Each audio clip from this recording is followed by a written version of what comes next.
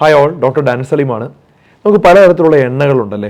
നമ്മൾ വെളിച്ചെണ്ണ ഉണ്ട്, കടല എണ്ണ ഉണ്ട്, പാം ഓയിലുണ്ട്, ഒലിവ് ഓയിലുണ്ട്, സൺഫ്ലവർ ഓയിലുണ്ട്, തവിടെണ്ണ, peanut oil, avocado oil, sesame oil. ഇനി വെളിച്ചെണ്ണ തന്നെ പലതരത്തിലുള്ള വെർജിൻ കോക്കനട്ട്, അങ്ങനെ പല തരത്തിലുള്ള എണ്ണകൾ മാർക്കറ്റിൽ അവൈലബിൾ ആണ്. അപ്പോൾ എല്ലാവരും കൺഫ്യൂസ്ഡ് ആണ് എന്ത് വാങ്ങിക്കണം.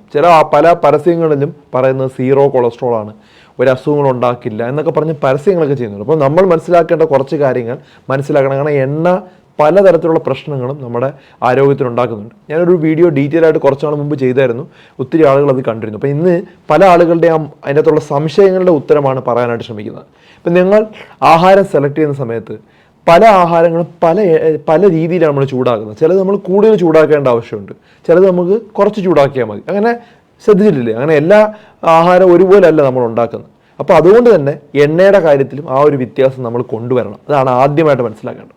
ഇനി എന്താണ് എണ്ണ എന്ന് പറഞ്ഞാൽ ലിക്വിഡ് ഫോം ഓഫ് ഫാറ്റ് ആണ് എണ്ണ. അതായത് ദ്രവരൂപത്തിലുള്ള കൊഴുപ്പിനെ ദ്രവരൂപത്തിലാക്കിയാൽ എന്താണോ അതാണ് എണ്ണ. അപ്പം അതുകൊണ്ട് തന്നെ ഏതെണ്ണയാണെങ്കിലും നമ്മുടെ എമൗണ്ട് വളരെ ഇമ്പോർട്ടൻ്റ് ആണ്. വളരെ കുറച്ച് എണ്ണ എടുക്കാൻ പറ്റുമെങ്കിൽ അതാണ് ഏറ്റവും നല്ലത്. നമ്മൾ മുക്കി പൊരിച്ച് ഒക്കെ എടുക്കുകയാണെങ്കിൽ ഇത്ര അധികം ഫാറ്റ് നമ്മുടെ ശരീരത്തിലോട്ട് പോവുകയാണ്. എത്ര കാലറി എനർജി നമ്മുടെ ശരീരത്തിലോട്ട് എത്തുന്നു എന്ന് പറയട്ടെ. അതായത് സാധാരണ രീതിയിൽ ഒരു ടീസ്പൂൺ പഞ്ചസാരയൊക്കെ കഴിച്ചാൽ ഒരു 15 മുതൽ 20 കലോറി എനർജിയൊക്കെയാണ് നമ്മുടെ സാധാരണ ശരീരത്തിലോട്ട് വരുന്നത്.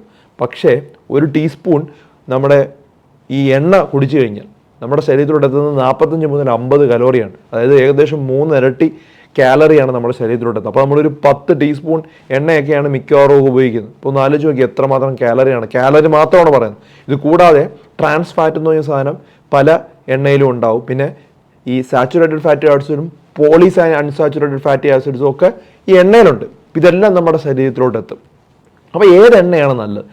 നമ്മൾ പല സംസ്ഥാനങ്ങളിലും പലതരത്തിലുള്ള എണ്ണകൾ. അപ്പോൾ നമ്മൾ കേരളത്തിലായതുകൊണ്ട് തന്നെ കേരം അല്ലാണ്ട് നമ്മൾ ഏറ്റവും കൂടുതൽ ഉപയോഗിക്കുന്നത് കോക്കനട്ട് ഓയിലാണ്. വെളിച്ചെണ്ണ നല്ലതാണെന്ന് ചോദിച്ചാൽ നല്ലതൊക്കെ തന്നെയാണ്. പക്ഷെ അമിതമാകുമ്പോൾ എല്ലാം ദോഷം തന്നെയാണ്. അത് അമിതമാകാതിരിക്കാൻ നോക്കണം. വെളിച്ചെണ്ണയ്ക്കകത്തുള്ള പ്രോബ്ലം എന്ന് പറഞ്ഞാൽ അതിൻ്റെ അത് സാച്ചുറേറ്റഡ് ഫാറ്റി ആസിഡ്സ് അമിതമായിട്ടുണ്ട്. സാച്ചുറേറ്റഡ് ഫാറ്റി ആസിഡ്സ് അമിതമാകുന്നത് നമ്മുടെ ശരീരത്തിന് നല്ലതല്ല.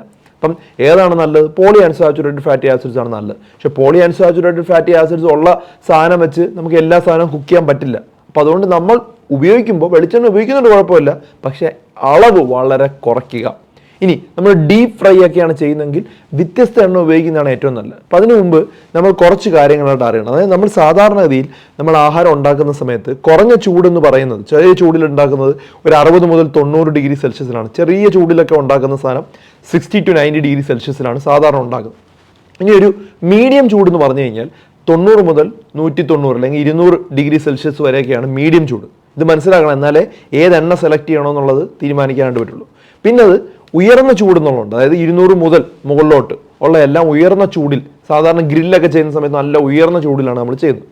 ഇനി അതുകൂടാതെ ഒരു കാര്യം നമ്മൾ അറിയണം. സ്മോക്കിംഗ് പോയിന്റ് എന്ന സാധനമുണ്ട്. സ്മോക്കിംഗ് പോയിന്റ് എന്ന് പറഞ്ഞാൽ ഒരു എണ്ണ ചൂടായിട്ട് പുക ഉണ്ടാവുന്ന സമയം, അതാണ് ഏറ്റവും മാക്സിമം. അതിൽ കൂടുതൽ എണ്ണ ചൂടായാൽ അതിൻ്റെ അകത്ത് നിന്ന് വരുന്ന മൊത്തം ഡേഞ്ചറസ് ആയിട്ടുള്ള സാധനമാണ്. ട്രാൻസ് ഫാറ്റ് എന്ന് പറഞ്ഞാൽ നമ്മുടെ ഹൃദയത്തിനെയും ഹാർട്ട് അറ്റാക്കും സ്ട്രോക്കും ഉണ്ടാക്കുന്നതിന് പ്രധാന കാരണമാണ്. അപ്പോൾ എണ്ണ ചൂടാകുമ്പോൾ പുക വരുന്നതിന് മുമ്പായിട്ട് നമ്മൾ നിർത്തണം. അപ്പോൾ സ്മോക്കിംഗ് പോയിന്റ് എത്രയാണെന്ന് ആദ്യം അറിയണം.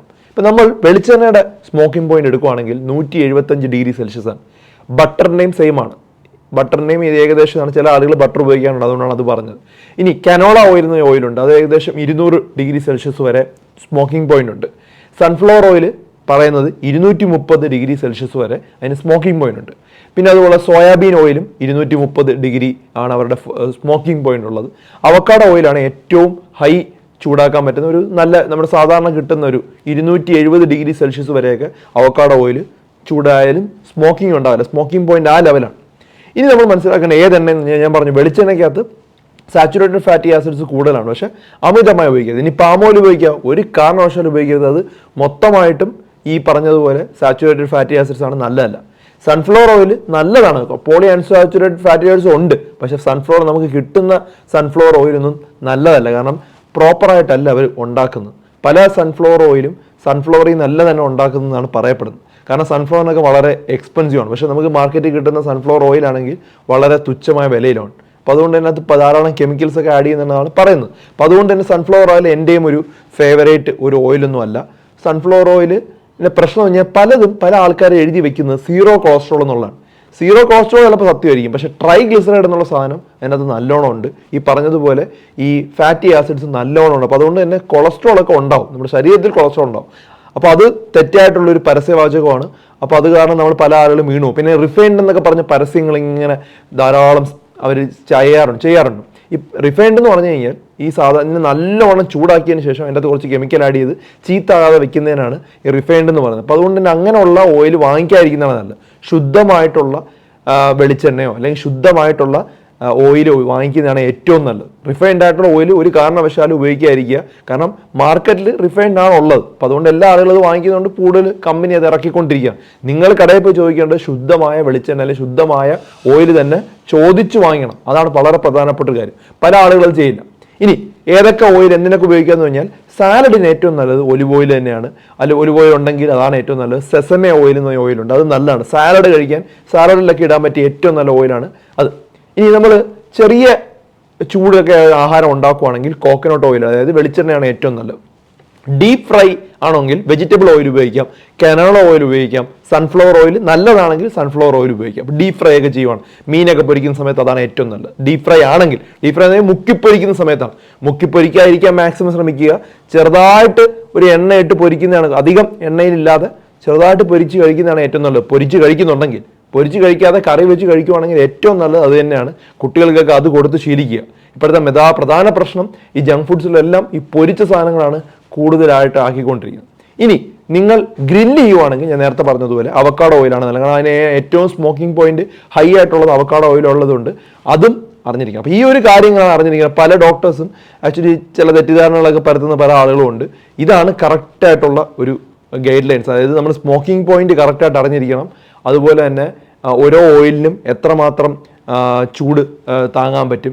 റിഫൈൻഡ് ഓയിലിനെ കുറിച്ച് വ്യക്തമായി മനസ്സിലാക്കണം. ഇത് പല കാര്യങ്ങളും അറിയാത്തത് കൊണ്ടാണ് പല അബദ്ധങ്ങളും സംഭവിക്കുന്നത്. അപ്പോൾ നിങ്ങൾ മനസ്സിലായപ്പോൾ എന്താണ് ചെയ്യേണ്ടതെന്ന് ഇത് വളരെ വ്യക്തമായി മനസ്സിലാക്കുക, മറ്റുള്ളവരെ പഠിപ്പിച്ചു കൊടുക്കുക.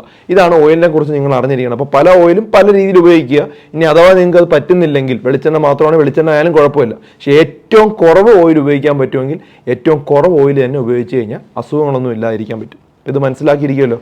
അപ്പോൾ മറ്റുള്ളവർക്ക് ഷെയർ കൊടുക്കുക. വേറെ ടോപ്പിക്ക് വേണ്ടി ഡോക്ടർ ഡി ബെറ്റർ ലൈഫ് ഉടനെ വരുന്നു. ടേക്ക് കെയർ ആണ്.